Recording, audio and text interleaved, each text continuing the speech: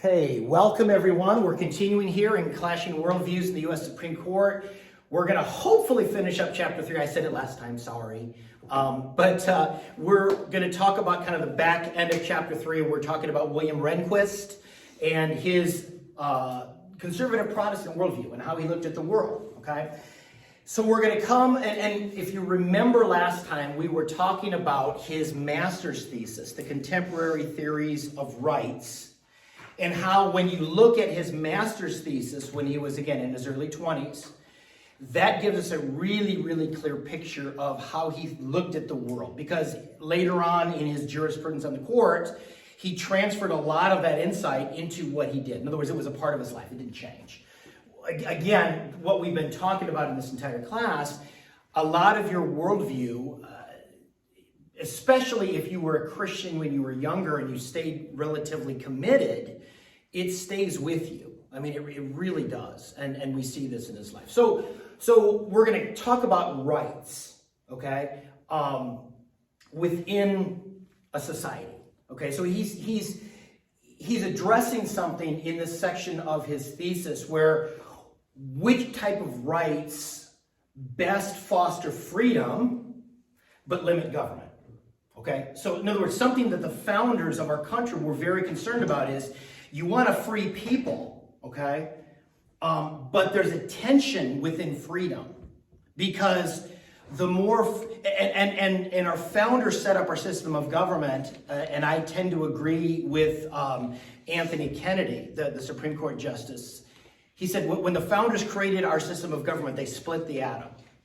Okay, in other words, it was brilliant because the tension is always this. The more free you allow a people to be, they could tend towards self-indulgence, right? They could become licentious. So when that happens, guess what happens to the size and scope of government? Well, it has to get bigger to keep the people in check. Okay, pick your favorite riot.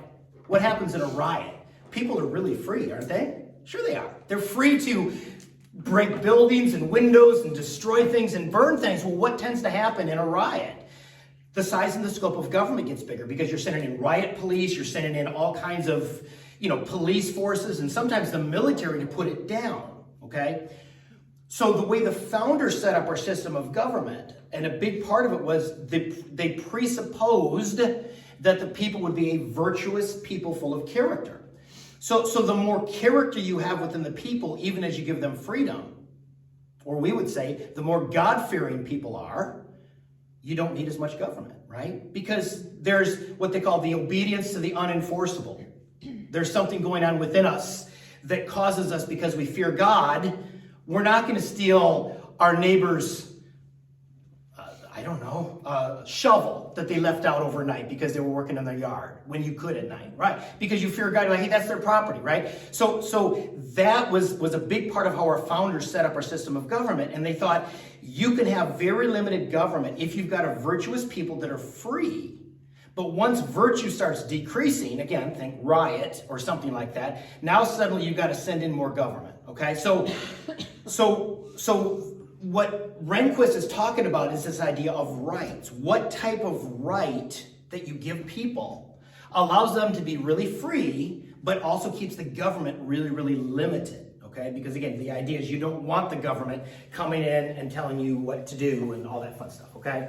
And so, again, I'm just reading from a section of what he talked about here is, this idea that freedom is the absence of external restraint. Okay, that's what freedom is. So you're free from external government constraint to choose whatever job you want, to go to whatever school you want to go to buy the particular product you want to buy, the car you want to buy, the grocery store you want to go to, whatever. Okay, because again, go to a communist country. You don't have those choices. You can buy anything you want as long as it's at the government store, and the prices are probably controlled by a centralized planner, and you probably have to work where they tell you to work. And so freedom by definition is the absence of any external force telling you what to do. Okay, but it also addresses other areas. Okay, so it also deals with the ability or capacity to do something, and the opportunity to do something. Okay, so So what is freedom? Freedom is absence of external constraint, okay? The ability to do something, okay? Just because I want to feel free to make the MBA and start, I'm not going to because I'm vertically challenged and I don't have the skill set. So just because I want to, okay, I can't because I don't have the ability. And then an opportunity, okay? So those three are the aspects of freedom, okay? So what he was concerned about, and he wrote about this, and this was reflected in his jurisprudence, is, hey, freedom, the absence of any external constraint is wonderful, okay? But all of a sudden now, what if you don't have the capacity and the opportunity, but the government steps in and makes room for somebody who doesn't have the ability or an opportunity, and suddenly now government is doing what's called equality of outcome. Or what, have you ever heard the term equity? Equity is being bandied around a lot. It's equality of outcome, okay? And what Rehnquist said, and this is how the framers thought, hey, government should provide you freedom from any type of external constraint, but what you do with your freedom, that's up to you, and government should not start picking winners and losers, okay? Again, think affirmative action. That is a great example of government stepping in and causing certain races and groups to go higher while pushing down other groups. Okay, that's this idea of the government coming in, even if someone doesn't have the ability to enter law school because of mental capacity or med school or whatever, and picking different groups. Okay, so Rehnquist said that, okay, when you start doing that, government gets stronger. Right? Government starts getting involved in areas where it shouldn't get involved in. And so now this freedom that you want lots of freedom within people, but you want to keep government limited. Well, what's going to happen when you start, again, government picking winners and losers? Government has to get a lot stronger and flex its muscles to tell somebody, hey, you can't go to this school, but this group can. Even though perhaps the one group had a higher IQ or a higher score to get into school. Does that make sense? Kind of, sort of? Again, this is what we deal with. Again, listen for the term equity in the news. When you read newspapers, when you watch, look at internet news or different things like that, whether it's Fox News or whether it's Drudge Report or whatever news source you're using, okay? If you hear that term equity doesn't mean equality, and it's a code word. It's actually a cultural Marxist word that deals with this idea of, again, it's not equality of opportunity, where everyone has an equal opportunity, but then it's up to you to succeed based on your diligence. It's equality of outcome. So now the government is picking winners and losers. Government is holding certain groups of people back so certain groups can suddenly now succeed. Okay, so again, government gets larger. Okay, so Rehnquist divided groups or rights into two categories. Okay, political and economic. Okay, so the political rights that he said were really important are things like freedom of worship, freedom of expression, due process. Okay, in other words, if government prevents coercion, okay, so that people can freely worship God however they want, and people can speak freely, okay, it doesn't take a lot of government to do that. But if suddenly now everyone is supposed to be all economically equal, what has to happen? What does government have to do if it wants to make everyone equal in outcome, especially economically? Can you think of a practical thing that government would do? To make more laws. Make more laws. Taxes. Taxes, right. In other words, you're going to have to tax higher earning people so that you can pull the money from them to give to lesser earning people, so now we can all be equal. But for the government to start taxing more, guess what that does to the size and scope of government? It increases it. Okay, so Rehnquist was like, no, okay, if we're going to emphasize certain rights that should be really important, okay, freedom of worship, freedom of expression, due process of law, okay, this idea that, government must be limited if it arrests you, it must have a warrant, it must, they must declare what's wrong with you and have a signature from a judge. And in other words, those things limit government, okay? But again, he said, but when you get into what he calls economic rights, okay, that's where suddenly the government starts getting a lot more involved.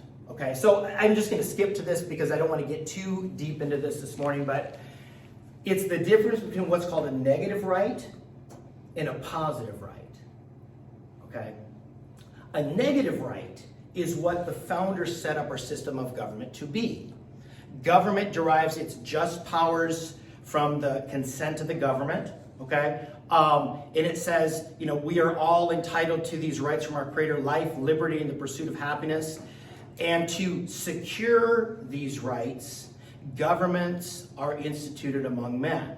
Okay, so when Jefferson says to secure these rights, what are those rights? Those are negative rights. In other words, rights to life, liberty, property, happiness.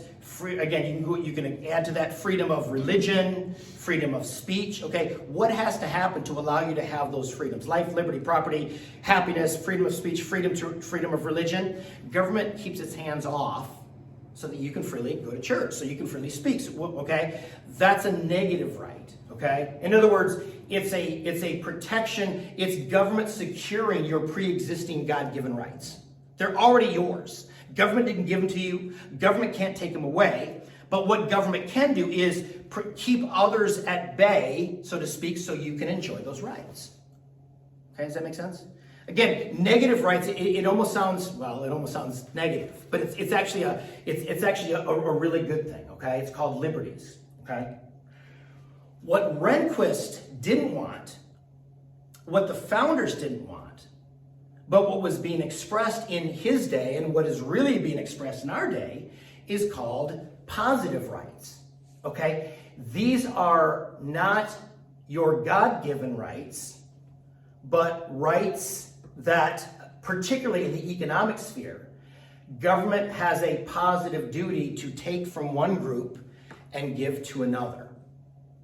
Okay, the first real expression of this was in 1944. In FDR's, he addressed Congress in January of 1944, and he said, listen, necessitous men are not free men. Okay, needy people are the stuff of which dictators are made. Again, he's referring to America coming out of the Great Depression. They're fighting Hitler, okay, and all this kind of stuff. So he said, listen, the reason Hitler, he's alluded, the people would have caught this immediately. The reason Hitler was there is because you had a bunch of needy people, and so that you had to have a dictator to take over everything to give people rights and freedoms, okay? So FDR said, because of that, I am advocating a new Bill of Rights. The right to a job, to the right to education, the right to health care, the right to leisure, the right to a home, the right to a good wage. Okay, what's he talking about? He's talking about positive rights. It's a very different view of what government is supposed to do. So instead of what Jefferson said in the Declaration, to secure your pre-existing natural rights, government is not going to start giving you things. That's what positive rights are. Again, he talks about this. I can give you a copy of it if you're interested. You can read it for yourself. You don't have to take my word for it. I can give you the copy of this address to Congress. But again, a job, a living wage, Social Security, health care, education, a home, okay, recreation, in other words, a vacation. Think of the entitlement society in Europe, okay? He's trying to say, listen, I'm trying to bring that here to the United States. And ever since then, that's been a big policy, in particular of the Democratic Party, but many Republicans have come into this as well, okay? For Rehnquist, he's like, no, because when you start going in that direction, guess what has to get really, really big? The government does. To give everyone a job, to give everyone a good wage, to give everyone health care, to give everyone Social Security, guess what? Government, its taxing authority just gets extraordinary. Okay? And so again, it's trying to preserve the tension. Okay? Again, I agree I have lots of problems with Justice Kennedy, okay, and his views, but I agree with him that the founders split the atom. They said, you know what? We can give people all kinds of rights and keep government really limited if government secures your pre-existing natural rights. When the progressive movement, again, FDR was a progressive, steps in and says, no, government is supposed to give you positive rights. What that does is government gets a lot bigger and people's freedom gets a lot smaller.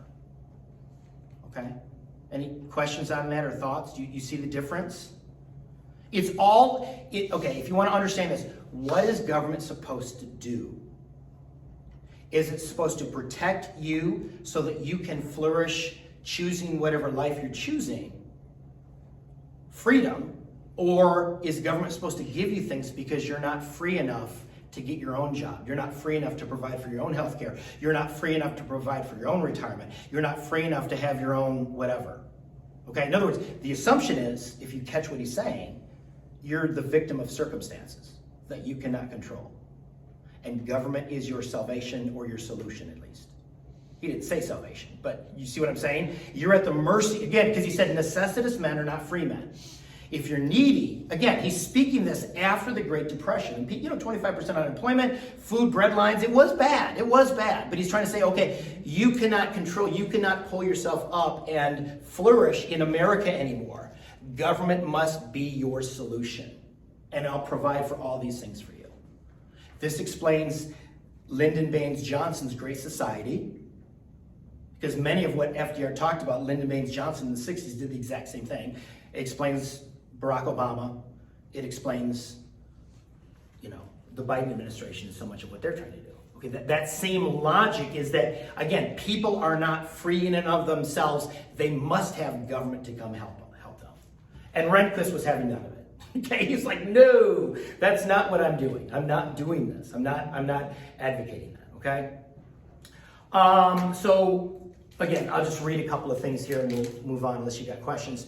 Rehnquist held that any individual moral claim of rights must consider the amount of force involved in their recognition by the government. In other words, okay, I'm claiming I need this right. What Rehnquist would balance that by is, okay, you want this right, okay, just modern conception, you want this right of homosexuals to get married? Okay, how much coercion should the government have to do to give you your right? Is that going to have to coerce churches to marry people that they have a moral problem with? Is that going to coerce a cake baker that he must make the cake, even though he has a conscientious moral? In other words, how much coercion are we going to give the state if we give you this moral right? Okay, Rehnquist was always like, if the state has to get that strong to actually get into your head and tell you what to think or believe, that's wrong. In other words, and I try to tell my students this when I teach this in college, because there's so many champions of homosexual rights, and I go, guys, but do you understand how much coercion the government is literally getting in our heads now and telling us this is how we're supposed to think? A man is a woman, and as a woman is a man, and there is no distinction, and now bathrooms. Okay, in other words, government is having to, by coercion, it's coercing people to go against their conscience. Is that a good thing for government? Is that what government's supposed to do? Is that how our framers set up our system of government? And see, Rehnquist is talking about this in his master's thesis. He goes, when government coercion has to begin to give people rights, that's wrong. That is wrong, okay? Rehnquist thought that if the government, in its positive liberty, again, that's positive rights, found it necessary to coerce many others to acknowledge a claim by a group or an individual, then that right may be fraudulent and should not be recognized because the right can only be exercised at the expense of others. Okay, think of H.R. 5 that's being proposed by Congress, okay, at least the Democratic Congress. That means that there's the very real potential that we might have to change our bathrooms at our church and not reflect the male-woman distinction. Okay, is that coercion? Sure it is. Okay, in other words, that's, again, Rehnquist says that is a violation. Okay, from a Christian perspective, why is it wrong? Why is it wrong for government to coerce our conscience and what we believe? From a biblical perspective, how would you tease that out?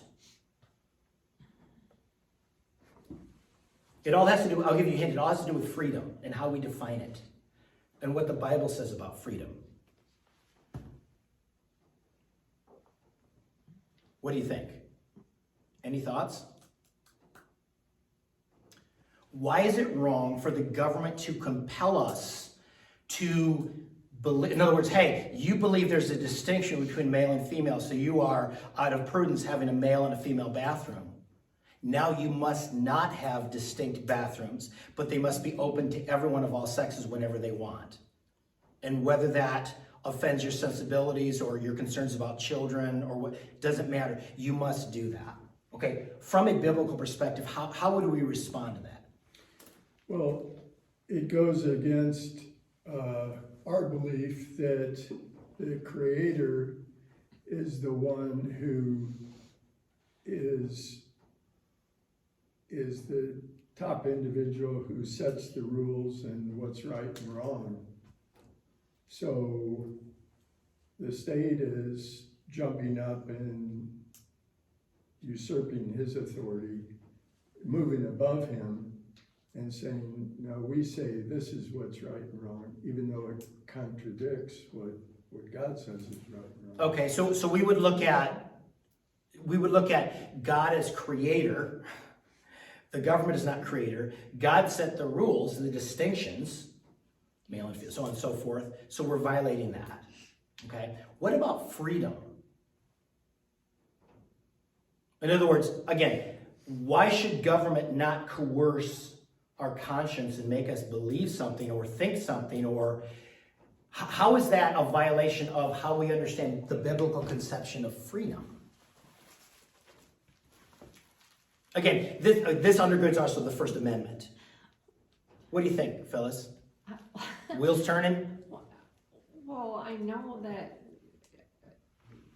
God has given us freedom, but I don't know how to put into words to say, back off, government. Let me help you. Let me help you. Who is the freest person in the universe? In the universe? Yeah. Who is the freest person in the universe? Jesus. God. God. God is, okay?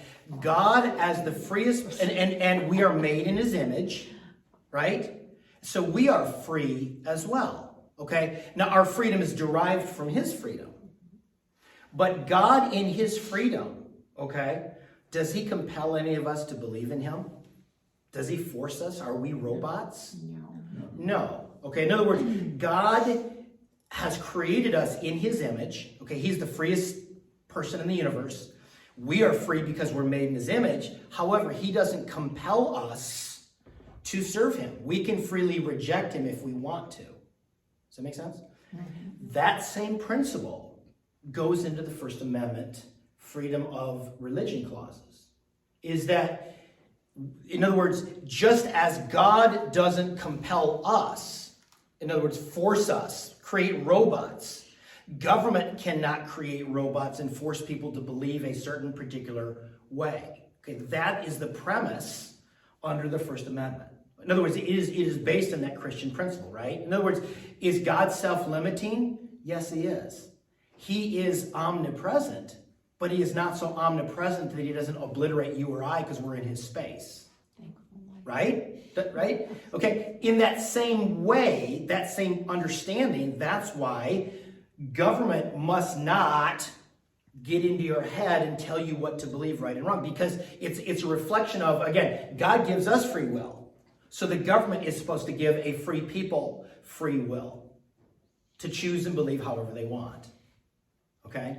And what we're seeing in our day and age is coercive government that is coercing us to believe certain things. And if you don't, you're on the wrong side of history, you're not politically correct, you're prejudicial, you're right? But really what the government is actually taking the place of God. And God doesn't even do that. I mean, yes, God will judge us, yes, God will hold us accountable, of course, but in this life, God gives but government is beginning to do that in America in a way that we've never seen, okay? Does that make sense? Any questions or thoughts on this? I was wondering about your students. Do they see the positive thing as a good thing, the positive? Some do, but some don't. Because I remember when back in my rebellious days, it was against the government being too involved. So they don't see that the government's being too involved when they see some do. But again, I want to say government is not a bad thing. Government is a good thing. Romans 13, we need government, okay? Yes. James Madison, Federalist 15, what is government but the greatest of all reflections on human nature? If men were angels, no government would be needed.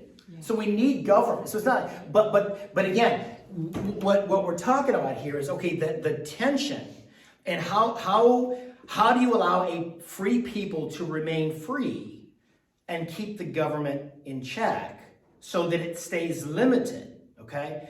And what has happened in our day and age, and a lot of this has to do with the progressive movement. Yes, I'm blaming it specifically on the progressive movement, is because of the emphasis on positive rights. We don't realize, oh my gosh, you know, how much more money would you have in your paycheck if government didn't take out for Social Security and Medicare and Medicaid?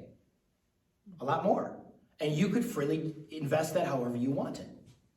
You know, most of us would be millionaires in our retirement if we could, by the time we started working, throw all that money into some sort of IRA or some responsible funding, okay? You know, we would have a lot more money than what we're gonna get when we collect Social Security, okay? But again, all that is tempered by, well, it was the Great Depression, Pastor Erik, and it was, yeah, but we're not in the Great Depression anymore. and it was only supposed to be temporary. And it was only supposed to last because the lifespan of the average person was about 67 years. They only thought, hey, about 2 years and we're done. Well, now, you know, Gavin MacLeod, right? Captain Stubing of the Love Boat died yesterday. I loved the Love Boat back in the day. 90 years old. He was a Christian, strong Christian, got saved in 1985, right? In other words, Social Security is funding someone for the next 35 years. Anyway, I don't want to get into a long thing about that. But again, the idea of what is, we're coming back to a couple things. How do you balance freedom and the size and scope of government? And what is government supposed to do? Okay. Again, according to the founders, it was meant to secure your natural rights, not to give you stuff. It was up to you by your aptitude, by your initiative to create the greatest life you ever wanted to. That's on you. That's not the government's responsibility. The founders realized and they understood, you're not victims. Think about it. From the 1600s to the founding, and even they were colonists, they were explorers, they were pilgrims, they were settlers, they were entrepreneurs. There was nobody standing on the shores by Ellis Island, hey, here's your entitlement check, here's your health care, here's your Social Security. Hey, you shoot your own food, you grow your own food, you build your own house, or else you die and you starve. That's on you. Okay? A very different mentality than the presumption of victimhood that FDR began to advocate in 1944. And as needy people are not free. In other words, the assumption is if you're needy, you're not free. Where the founders are like, no. Freedom is, hey, you know, no one outside is coercing you to do anything. Whereas FDR said, no, freedom is when you're not needy because government is giving you things. It's a very different view of freedom. Do you see that? Do you understand the difference? Yeah. Yes. I've got a question. I mean, I understand the importance of government and the fact that they can try to control people's actions so they don't hurt or harm others, etc. Where do they think they get the authority to control people's beliefs? How does government justify that step from controlling people's actions so they don't harm others into controlling individuals' beliefs so they don't harm others? Yeah, that's a great question. And I don't know if I can totally answer it. Okay, there's, actually I'm gonna skip to something real quick. If I can, just to help answer this question, because it might help. Where's it at? Yeah, okay. There was a particular decision in West Virginia State Board of Education versus Barnett in 1943 that Rehnquist was very interested in because the justice he served with clerked for Justice Jackson. Okay, but this idea that you had some, I want to say they were Jehovah's Witnesses. In 1943, World War II is going on, okay? For Jehovah's Witnesses to salute the flag for them was idolatry, so they didn't. So they got in trouble, they got kicked out of school, went to the Supreme Court. You know, can the government compel an individual that has a sincerely held religious belief to not salute the flag, okay? Because there was a very, saluting the flag or pledging allegiance, it was not a far cry from a certain guy with a little mustache that you might have done that to salute him, right? That was going on too. So it went before the Supreme Court, okay? In other words, can government compel you in time of war to be patriotic?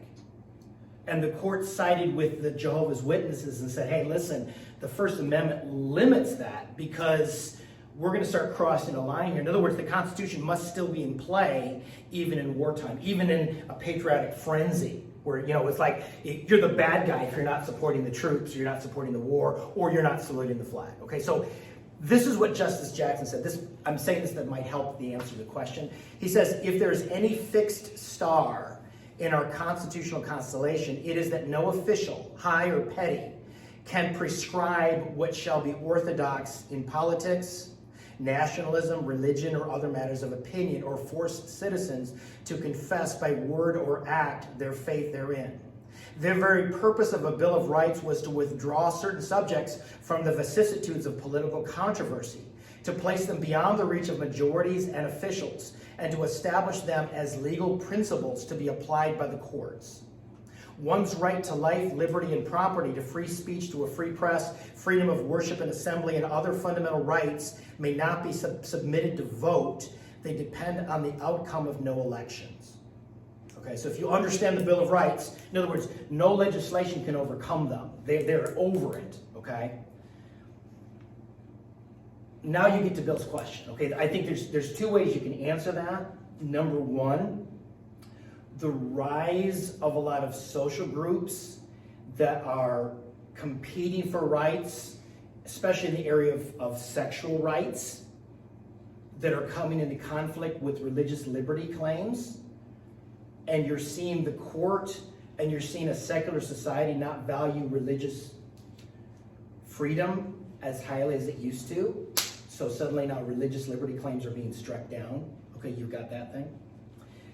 You also have two interpretations of religious liberty. Okay, again, First Amendment. Congress shall make no law establishing, respecting an establishment of religion, nor prohibiting the free exercise thereof. Okay?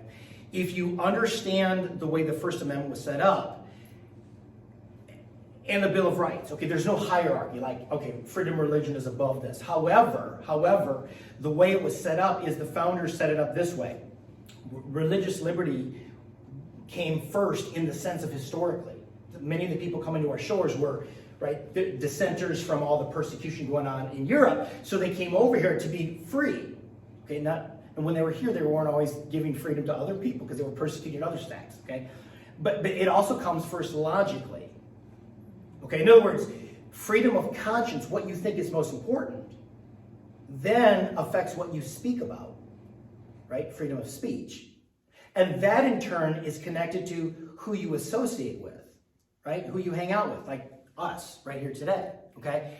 And that in turn affects how you petition government, okay? In other words, the First Amendment, freedom of conscience, everything else flows. If you get rid of freedom of conscience, guess what you also get rid of? Freedom of speech. Aren't we seeing that in our day and age? Aren't we seeing the suppression of conservative voices in social media? Because certain individuals, tech giant leaders, are thinking, hey, your viewpoint is not acceptable, so we're going to suppress. In other words, which came first, the speech or the conscience? The conscience came first. Okay, so in other words, the First Amendment comes first logically. What you think is most important and ultimate affects what you speak about, which affects who you hang out with, and affects how you deal with the government. Okay, so that is how the founders understood it. That's how James Madison and why he wrote the First Amendment. Okay, what we're seeing is, particularly with the Biden administration, they don't see it that way. They tend to view it from, I think it's Article 18 of the Declaration of Human Rights in the UN. If you read that, you'll see what they call a constellation of rights. You see freedom of worship in there with freedom of speech. In other words, there's nothing significant about freedom of worship or religion. It's just one of a number, and it can be arbitrarily pushed down to favor something else. That is a big reason why. Okay, that is how the Biden administration interprets it. That's how the Obama administration interpreted it. In other words, it all depends on how you view that first freedom. Okay, it's called the first freedom. Okay, and I'm saying the first freedom because that's how I would interpret it, because that's how James Madison interpreted it. But there's also a generation of leaders within America that tend to defer to, and they tend to be, well, globalists. So they're looking at it from a global perspective, which is really, it's very concerning. Why? Because if you're an elected official, taking an oath to uphold the Constitution, shouldn't you uphold the Constitution over the Universal Declaration of Rights? So does that kind of answer your question of why? Yeah. I would say secularization, how you interpret the First Amendment, okay? And third of all, are you deferring to the UN Declaration of Rights? And the Biden administration is Justice Department. That's exactly how they're doing it. So you're seeing all of this religious liberty interests and claims suppressed. So, yeah, there's work to be done. But that's why. So what you said, that was the UN? It's the UN Declaration of Rights. It was written in 1948 in response to the Holocaust, right? I mean, think of the Holocaust, the systematic extermination of 6 million Jews, right? So they when they created the UN, they wrote that in there, is that they wanted to make sure that every nation coming on board with the UN recognized this constellation of rights that was just trampled on by the Nazis, right? And so, but freedom, and I think they use freedom of worship, not freedom of religion. Okay, that's a distinction too. You heard Hillary Clinton, when she was Secretary of State, say America honors freedom of worship. Okay, what is freedom of worship? Freedom of worship is different from freedom of religion in the First Amendment. Every dictator in the world honors freedom of worship. You are entitled to whatever you believe, whatever you want, as long as you keep it in between your ears with your mouth shut. In other words, as long as you don't talk about it. If you want to practice it in your home, okay, fine. But don't you dare go out in public and tell anybody else about it, okay? Freedom of worship is that. It's very limiting, okay? Freedom of religion is, again, that's in the First Amendment. What you believe, you can go out and talk about. You can hang out with people of like precious faith. You can share the gospel. You can freely speak it on the top of the mountaintops so everyone can hear. That's freedom of religion, okay? And you saw that in the Obama administration. They were choosing their words very carefully, and they were referring to the freedom of worship. A lot of it has to do with in the UN Declaration of Rights. It's a very limiting and reductionistic view of freedom. Again, if you're a secularist, if you're someone who doesn't believe in God or doesn't follow God, you're going to see the viewpoint to express your views. You're going to see Jack Phillips, who is told, you must bake that cake. And he says, I can't be forced to say something that I don't believe. That's government coercion of my conscience. They're going to say, that's wrong. That's bigoted. Whereas we'd be like, whoa, hold on. You're trampling on like the most fundamental right ever. But if you're getting your definition from the UN Declaration of Rights, if you're a secularist, to you that makes sense. That's what we're up against. That is what's going on with the Biden administration right now in his Justice Department. So don't expect a lot of sympathy towards Christian conscientious objectors if H.R. 5 goes through. You're not going to, because again, they're operating from a different paradigm. They're looking at it totally differently. Any other questions on that? Okay, so Debbie, do you have a question? No, but Oh. I've got all this stuff going in my head. It's like, Okay. I have a million questions, but I don't know what to ask. Yeah. Book recommendation, I'm fond of it. If you really want to read the best book I know to help you understand freedom of conscience from the founder's perspective and from a biblical perspective, it's Os Guinness's book. It's called The Case for Civility. The Case for Civility. It's a great book. And that's where I got a lot of this understanding of freedom of religion as the first freedom and how everything flows from it. It's a remarkable book. And again, I want to say this too, the colonists that came over here, even though they were coming over for freedom of religion, okay, and they got it, but they were not perfect in how they treated other dissenters. The Baptists took it on the chin. I mean, pastors thrown in jail and everything for being Baptist. In other words, the irony is here are these people coming over, for freedom of worship, and we think, oh, we almost, lionize them. Oh my gosh, the Puritans. Yeah, and they were throwing Baptist pastors in jail. In other words, the one guy that actually got it right, that was used as a model for how James Madison developed the First Amendment, was Roger Williams in Rhode Island. Is that he said, hey, everyone's free, whatever you want to believe, whatever. And he was looked at as a rogue, almost like as an infidel. But that is in alignment with the First Amendment, and that is in alignment with, if I can say it candidly, the character of God. Is that you can believe however you want to believe. If you want to be an atheist, fine. You want to be whatever. That respects your human dignity as made in the image of God. And of course, in that day and age, most people were Christians then. So, but Roger Williams actually got it right, and that was 100 years before, at least, the First Amendment was written. But yeah. Okay. Any other thoughts or questions? Okay, so let's talk about federalism, okay? Because Rehnquist was big on federalism. What is federalism? Anybody know? What is federalism? Can I give you a hint? It is created by our system of government because of the sinfulness of man, or the assumption that humans are crooked, humans are sinful, humans are depraved. We're built with crooked timber.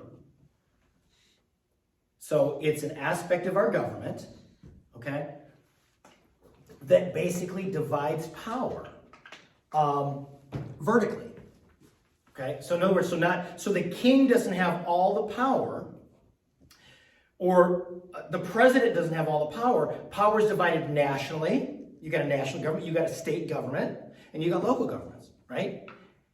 And the way our system is set up, the national government is sovereign, but state governments are sovereign too. The national government cannot dissolve a state. Let's say the Biden administration just goes harder left than we could ever imagine.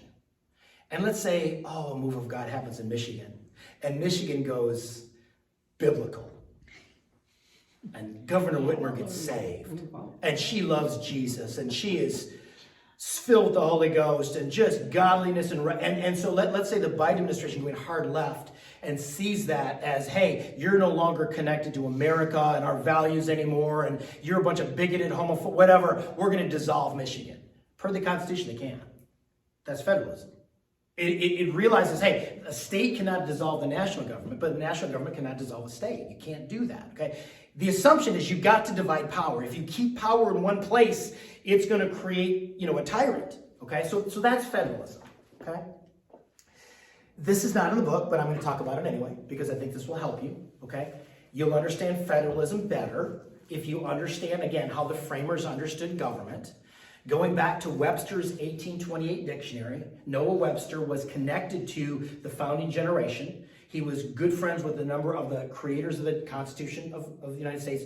So when you read his first dictionary, you really get the clearest expression of the American mind at our founding.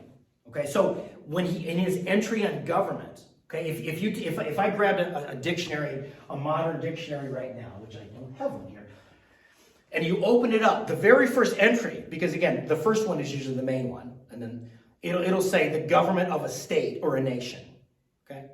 However, that's not how we defined it, okay? In other words, the first two definitions of government are these precepts serve for the government of our conduct, governing your lifestyle, governing your life. Control, restraint, men are apt to neglect the government of their temper and their passions. So, according to Noah Webster, and according to the founding generation, the most important form of government is not at the national level, it's self-control, right? What does the proverb say? Like a person who, like what is it? A city or a kingdom without walls is a person without self-restraint or self-control. In other words, so they realize, wait a minute, unless you've got a nation of people that are self-controlled and self-governing, governing themselves, you're not going to limit the size and scope of government. And then you move on, the exercise of authority over men in communities, societies, the exercise of authority over a parent or a householder. Children are often ruined by a neglect of government, right? Don't correct your kids ever and see what they become later on in life, right?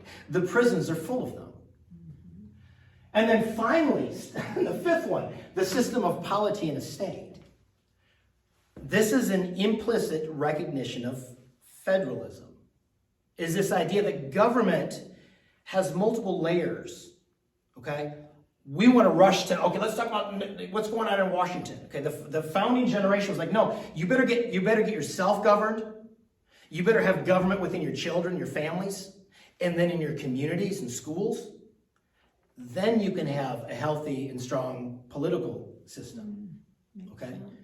Again, to quote Os Guinness in his book, A Free People's Suicide, freedom requires order and therefore restraint, but the greatest restraint upon freedom is self-restraint, which is the very thing that freedom undermines when it flourishes. So the heart of the problem is the problem of the heart, because free societies are characterized by restlessness, basically by their very nature. In other words, he says, is that freedom requires some form of restraint within you. Right? But the problem is the very thing that undermines that is more freedom. And so the problem in America is we've got all kinds of freedom, but we don't understand self-restraint anymore. We don't. Hey, freedom is whatever I want and the government better give it to me. Okay? The founders were like, no. You can't be a self-indulgent narcissist.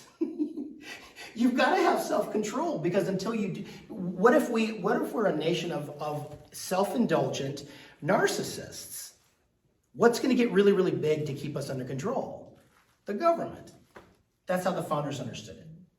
So this diffusion of power vertically, national government, state government, local governments, the assumption with all of it is you better be a virtuous people. Okay, again, to quote John Adams, right, in his speech to the militia in, 1796, 1797. Anyway, he says, our Constitution was made for a moral and a religious people. It is wholly inadequate for the government of any other. In other words, our system assumes you're going to be moral, religious, self-governed. Are we moral, religious, self-governed in America today? Do we even know what that means? No, we don't even know what that means anymore. So it is no surprise that again, let me say, there was an inverse relationship between virtue in a people and the size and scope of government.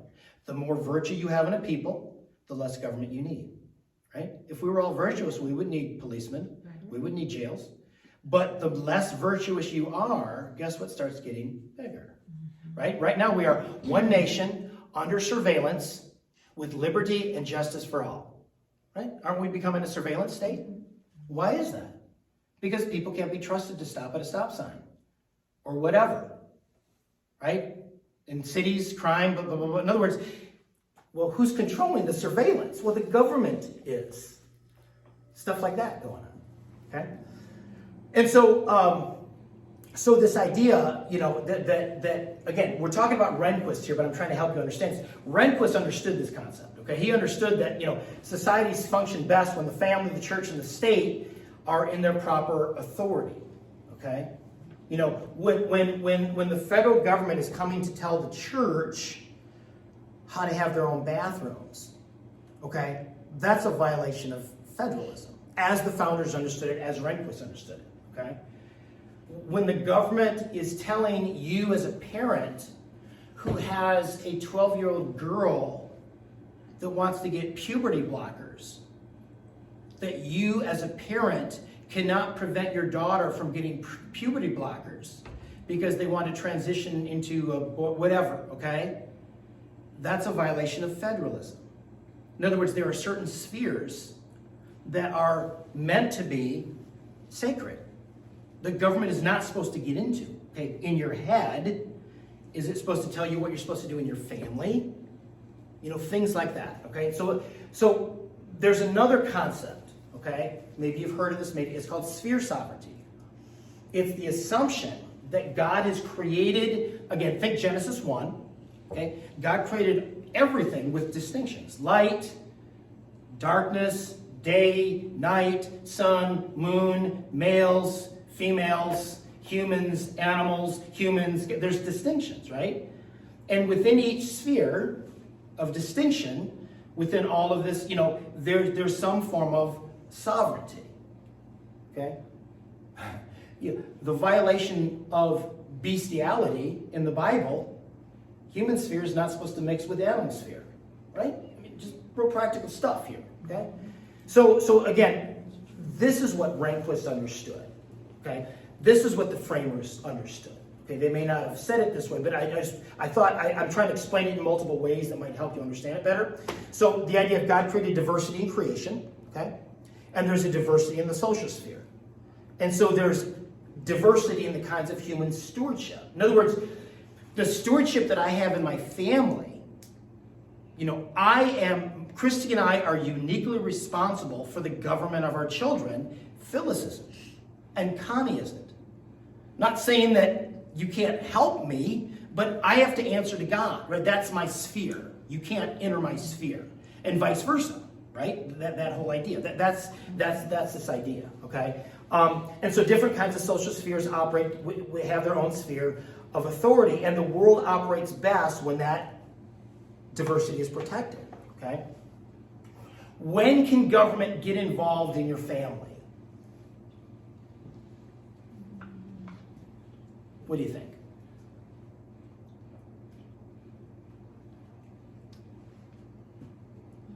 They'll get involved if the law is broken. Okay, give me an example. Child abuse, Yeah, that's probably the most obvious one. In fact, chapter 4, child abuse. child abuse. Oh, Yeah, I mean, chapter 4 of this book deals with the whole Supreme Court case that dealt with child abuse. And who is most responsible to deal with issues of child abuse? Should the federal government get involved in the child abuse business? Or should it be left to the family and local government? That's the big issue in that case. But in other words, government is not supposed to get involved in your family, but then if suddenly you've got an abuse situation, well, now perhaps they do. But it doesn't absolve the parents of self-government and responsibility for why that happened. Right? It's suddenly now, hey, I'm a victim, whatever, the government's taken over. Well, that's wrong, too. Okay? And so, when the family governs the family, the church governs the church, and the state governs its own sphere, that works well. Okay? When the church exceeds its authority and takes over the state, that's wrong. Did we have that in our history? Sure. How about from, the 14, 15, 1600s in Europe? You had very much the fusion of, we had popes controlling the government, and you had, right? Is that a problem? Sure it is. Okay, so in other words, this idea that you've got to segment different areas of society, that's federalism. Does that make sense? Does this all kind of make sense? Okay. As pastor, I'm not responsible to parent Sarah. Now, I love Sarah. Sarah is a joy and a delight, and I keep everything she makes me. I have it in my office. It's all displayed in different places, But I'm pastor, and I have a unique responsibility in this church and over this church, but there are certain areas that is not my sphere. Now, if somebody comes to me with an issue and a problem, I will talk to them and help them and so on and so forth. Okay? But that's this idea. Maybe this helps you. Again, I'm just trying to show you. Is this idea that, there are certain things the state can do. I am not charged to be the lynch mob if somebody comes and hurts my family. Right? We don't have posses. You had posses in the Wild West when you didn't have a whole lot of government, right? And you had a lawless society. But in a society of laws, I'm not a posse. You're not a posse. Okay, somebody might do something really harmful to your family. You defer, you punt to the police, right? But this idea that, civil society is, again, this is kind of this idea of federalism, if you can kind of see it. I'll move this back, Bill, if you can help you see it. But, it's this idea that, you got, churches, community associations, foundations, civil societies, these are NGOs, non-governmental organizations. Okay. Alexis de Tocqueville, when he came to America, this is the Frenchman who came to America in 1835, came to study prisons and was so fascinated with our system of government and our people that he just skipped that and he just studied us. and he wrote a book called Democracy in America. And he said, you know, the first thing I noticed about America is, well, he said their religion. He said, oh my gosh, America has, what do you call it, the soul of a church. I mean, people just go to church, people serve God, that's just what they do. But he said, along with that, one of the first things I understood about America is they've got so many voluntary organizations. Everyone, you know, whether it's a church or a club or whatever, a society for the prevention of cruelty of animals or whatever, okay? He was amazed at that, okay, because what they had in Europe was what they call unitary governments, not federal governments. What's a unitary government? The national government controls everything. You got a national police force, you got a national everything. Everything's controlled by the king, okay? He says in America, you don't have any of that. You got all these, everyone volunteers for everything. He said when people go to build a house or a church, they don't look to the government. They get all kinds of volunteers, and they all kind of volunteer to help build the house or whatever. And he said, yeah, maybe what they built wasn't as good as what the government did, but multiplied over the millions of people. They're doing far more than the government ever could do, okay? That's this idea of federalism, is the assumption is government can do some things, but it's not supposed to do everything. Right? And what Tocqueville said, and what many social theorists have said later, the stronger you've got this, the smaller you can have that. But the smaller this becomes, well, now the government has to get involved in all these other areas because they're not being covered. And that's exactly, in other words, if I could draw this better for our, you know, this would be very small. Right? And this would be very, very big. And you got the market and things, you know, the family and things like that. Does that make sense? You kind of understand that? Is that's why we're seeing the politicizing of everything becomes political now. Okay, why? Because we don't have strong families like we used to. We don't have churches or people as involved in churches as we used to. You know, what Putnam's book that came out 20 years ago called Bowling Alone, most people are doing things by themselves. They're not doing it in groups of people like they used to, okay? That serves as a buffer for a strong state.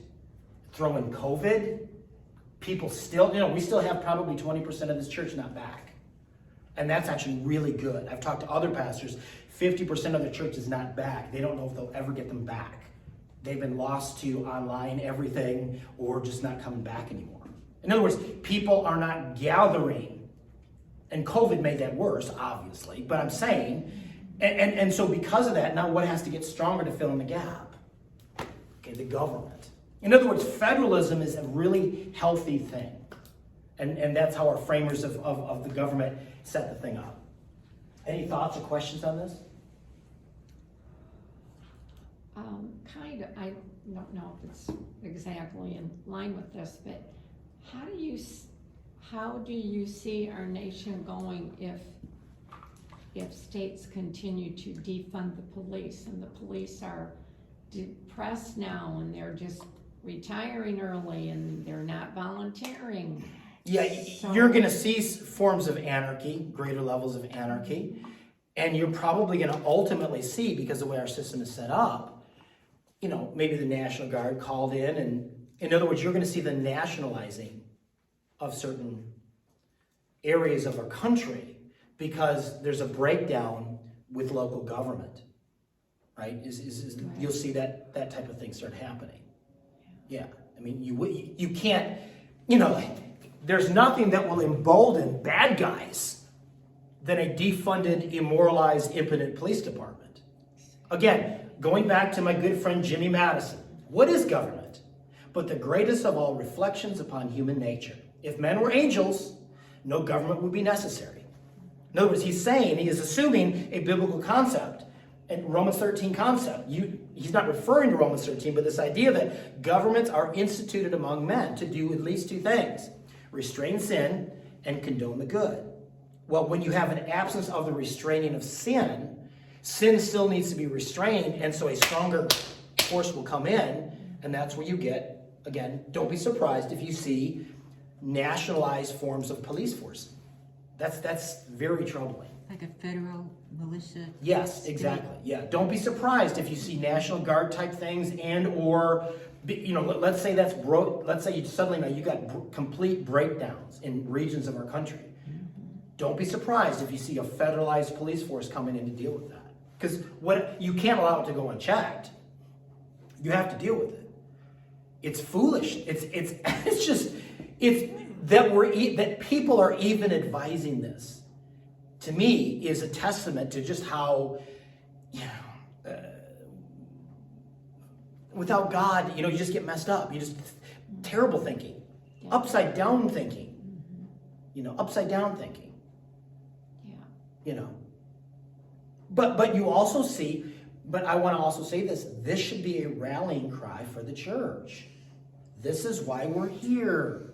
In other words, we are supposed to be the civilizing force in a society, the salt and the light, as this stuff's breaking down, places of refuge in the wilderness, okay, and things like that, to help the police act in a way gracious enough to people that they're not, inordinately harming people of different races, but also the wounded and the offended, dealing with them so that they don't walk around with a chip on their shoulder all the time and, destroy things, right? In other words, if there ever was a rallying cry for the church, or should be, it's like right now, curtains open, spotlights on. Are there crickets, or do you see people rising to the challenge? I mean, really, this is, to quote again Winston Churchill, this could be our finest hour. It could be. It really, because the church was made for this kind of stuff. I mean, as the Roman Empire was just collapsing, that's when Augustine got the vision of the city of God. He says, yes, the city of man is going to collapse. It is collapsing.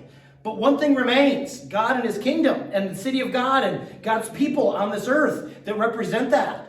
Rome's falling and the city of God remains always. Which do you want to be connected to? A collapsing city of man or an eternal city of God? That's us. That's our MO. That's our marching orders, or should be. I'll get a little excited about it. But yeah, that's as we see this is not a time to despair, but to realize we've probably come to the kingdom for such a time as this, to be those cities of refuge and so on and so forth. Now, yeah, you need a police force. You need churches protected and people protected and all those kinds of things. Yeah. Yeah.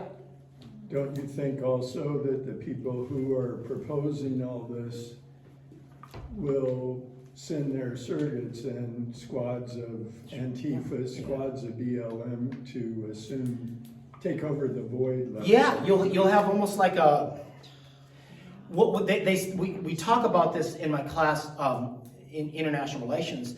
What one vision of the future is this, they call it a new medievalism, like the Middle Ages, where suddenly this tribalism rises up, and you have individual, what do you call them? Gang thugs to keep things in order and things like that. Yeah. And which warrants, depending on the type of administration you have at the national level, either you're going to ignore it and stand down, or you're going to go in and crush it, or you should, to have that kind of stuff.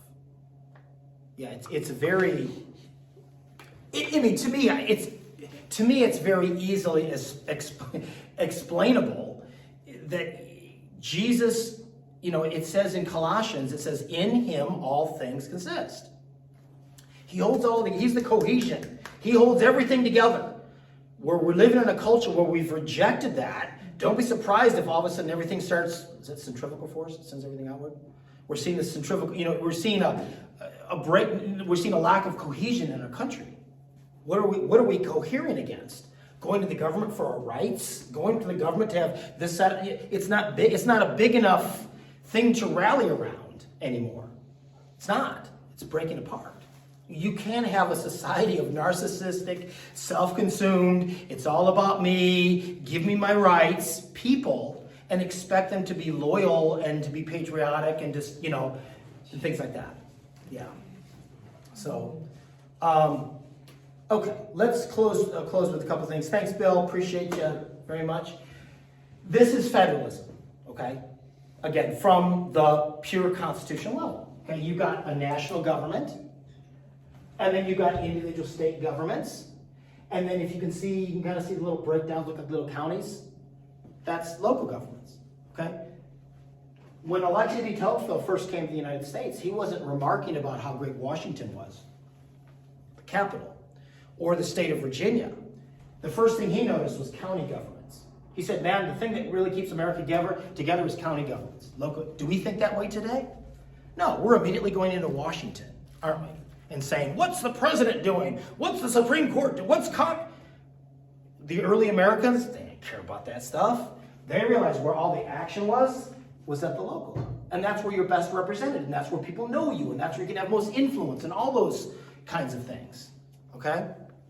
And again, let me say this too. If any of you want a copy of this PowerPoint, just email me, and I'll send it to you. Only one person's emailed me. But if you want it, I will send it to you if this will help you. Okay? When you teach it, you can have this PowerPoint. Huh? When she teaches it. Yeah, she can go for it. Okay? Oops. I have don't know why it's doing that. no, Phyllis is not gonna teach this.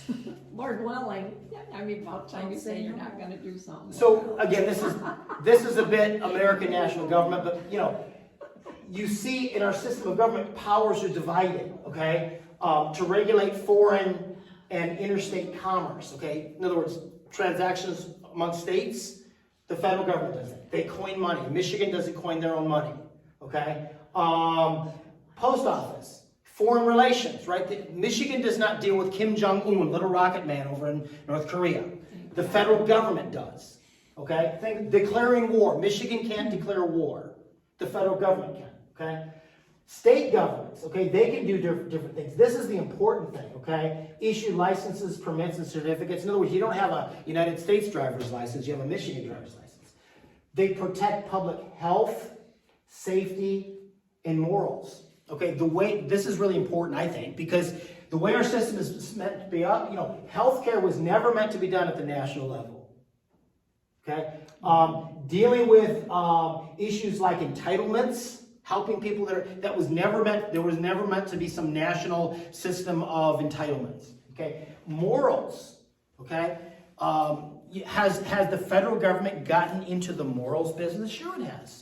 With all, in other words, marriage licenses, that was always meant to be done at the local level. It was never meant to be done at the national level. With the Obergefell decision, the federal government says homosexuality is not wrong, it's right, it's a good thing. Okay, the federal government that is not supposed to be involved in that is gotten involved in that, right?